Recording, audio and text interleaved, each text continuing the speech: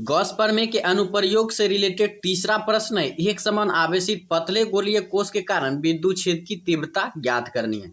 तो देखिए इससे जो है तीन कंडीशन बनते हैं, एक तो गोलीय कोश के अंदर की विद्युत क्षेत्र की तीव्रता, एक गोलीय कोश के बाहर की विद्युत क्षेत्र की तीव्रता और एक गोलीय कोश के पृष्ठ पर विद्युत क्षेत्र की तीव्रता।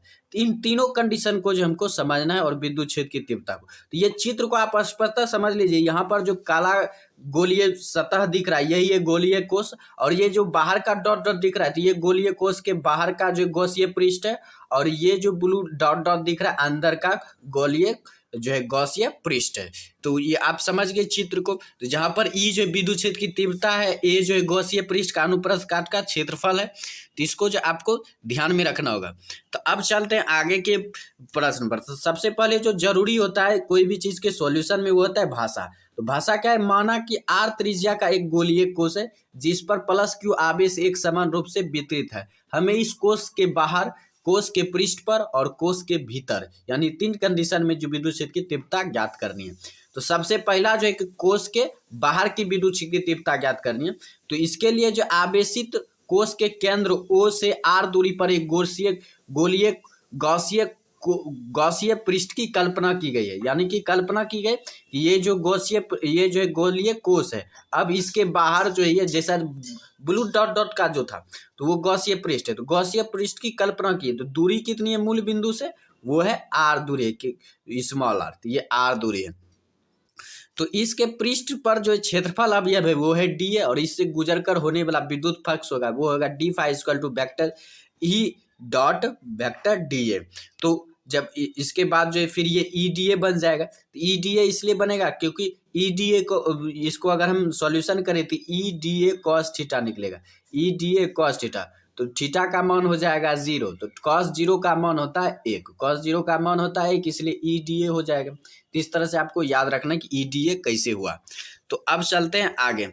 तो आगे का जो यहाँ पर क्या है कि पूरे पृष्ठ के कारण जो निर्गत विद्युत फ्लक्स क्या होगा, तो ये तो हो गया अनुप्रस्थ कास्ट के लिए, लेकिन अब पूरा विद्युत फ्लक्स निकालना है तो इंटीग्रेशन कर देंगे। तो डी फाई का इंटीग्रेशन करेंगे तो फाई निकल जाएगा, और इसका इंटीग्रेशन करेंगे कुछ इस तरह से ये आ जाएगा। तो विद्युत क्षेत्र चूंकि जो है विद्युत क्षेत्र ई जो है ये हमेशा स्थिर रहता है, इसलिए कांस्टेंट इंटीग्रेशन में बाहर हो जाता है मल्टीप्लिकेशन के रूप में, इसलिए ई जो है बड़े आराम से ये बाहर हो जाएगा और इंटीग्रेशन हो जाएगा डी ए का।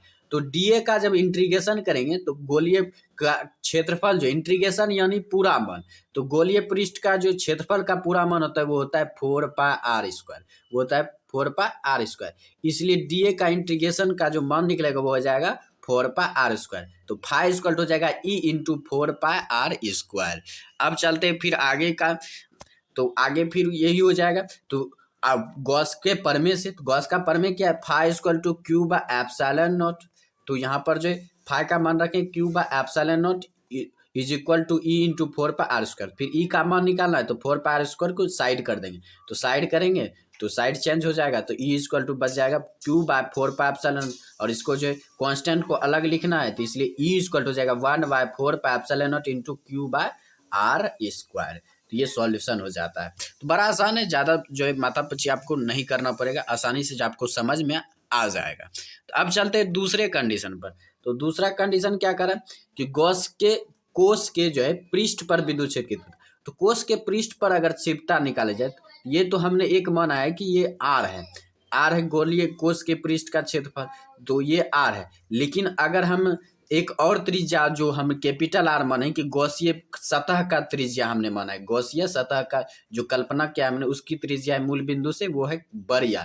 तो यहाँ पर दोनों तो बराबर हो जाएगा, दोनों बराबर इसलिए हो जाएगा क्योंकि पृष्ठ पर ही पूछा जा रहा है, तो यानी गॉसीय सतह भी पृष्ठ पर ही बन जाएगा। तो इसलिए बड़ी आर और छोटी आर दोनों त्रिज्या जो है बराबर हो जाएंगे, तो इसलिए बराबर हो जाएंगे, इसलिए ई इक्वल हो जाएगा 1/4πε into Q by capital r² हो जाएगा। कैपिटल r² या स्मॉल भी लिख सकते हैं क्योंकि दोनों बराबर है, इसलिए कोई फर्क नहीं पड़ने वाला है। तो इसलिए डायरेक्टली हम r का त्रिज्या से रिलेटेड मान ले लेंगे, तो हमको ज़्यादा जो है तकलीफ नहीं होगी समझने में। तो अब समझ गए कि गॉसीय पृष्ठ के विद्युत क्षेत्र की तीव्रता की गई तो वो उतना ही होता है जितना कि पहले हमने ज्ञात किया है गॉसीय पृष्ठ के बाहर के क्षेत्रफल में। अब भीतर देखते हैं, तो भीतर का जो मान वो 0 हो जाता है, भीतर का मान जो है 0 हो जाता है, चूंकि P बिंदु पर जो है ये एक गोलीय सतह जो है गोलीय जो ये कोष है इसके अंदर पूछा जाता है। अंदर में तो कोई आवेश नहीं, आवेश तो बाहर है, इसके सतह पर आवेश है, इसके सतह पर आवेश है, लेकिन अंदर तो कोई आवेश है ही नहीं। तो आवेश नहीं है तो विद्युत क्षेत्र बनेगा ही नहीं, यानी विद्युत क्षेत्र बनेगा नहीं। तो विद्युत क्षेत्र नहीं बनेगा तो विद्युत क्षेत्र रेखाओं की संख्या नहीं बनेगी, और विद्युत क्षेत्र रेखाओं की संख्या नहीं बनेगी तो यानी विद्युत फ्लक्स नहीं बनेगा, यानी विद्युत फ्लक्स का मान 0। तो फाई इक्वल टू 0, तो cube epsilon naught is equal to 0, तो फाई इक्वल टू 0। तो एप्सिलॉन नॉट का मान भी जो है यहाँ पर एप्सिलॉन नॉट का मान तो ये तो कांस्टेंट है, तो इसको तो यहाँ पर जो मान जो हो जाएगा वो ई इक्वल टू डायरेक्टली 0 हो जाएगा, क्योंकि फाई इक्वल टू हो जाएगा ई इंटू 4πr²। तो phi equal to E into 4πr²। तो फाई का मान तो पहले से 0 है, तो E equal to E into, तो इसको इधर साइड चेंज करेंगे तो ये मल्टीप्लिकेशन में जाएगा, डिवीजन में जाएगा, डिवीजन में भी जाएगा तो इसका मान 0 हो जाएगा, तो ई इक्वल टू हमें 0 मिल जाएगा। जिस तरह से गोलीय कोष के भीतर की विद्युत क्षेत्र की तीव्रता हमेशा 0 होती है, तो इसको आपको माइंड में फिट करना होगा।